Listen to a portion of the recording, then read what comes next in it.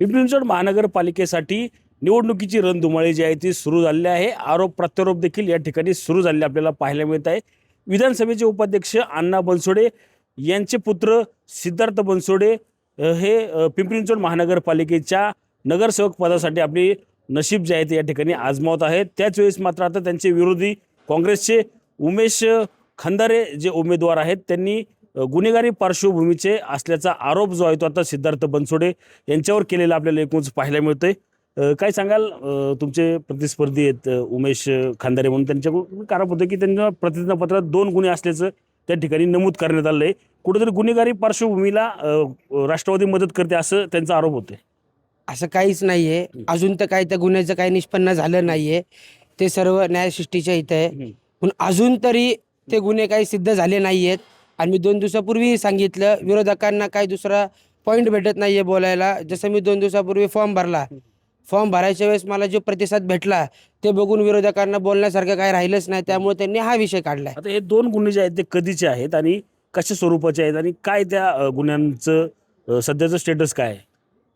नाही, कोर्टात ते सगळे गुन्हे चालू आहेत।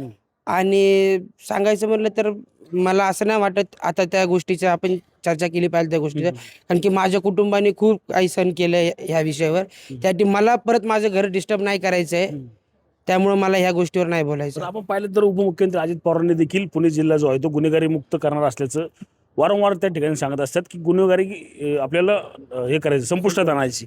तर काय त्या पार्श्वभूमीवर हे आरोप तुमच्यावर होत आहेत?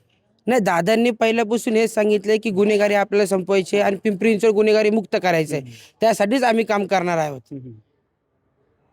नक्कीच आपण पाहिलं तर गुन्हेगारी मुक्तीसाठी देखील आपण या ठिकाणी प्रयत्न करणार आहोत। मात्र हे 2 जे गुन्हे जे आहेत ते न्यायप्रविष्ट आहेत।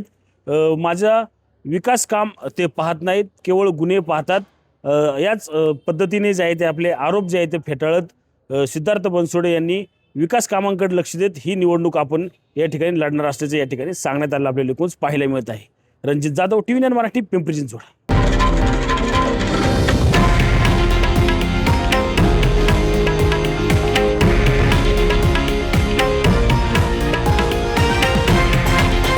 हे आहे देशातील नंबर 1 न्यूज नेटवर्क आणि आपण पाहत आहात TV9 मराठी, एकमेव।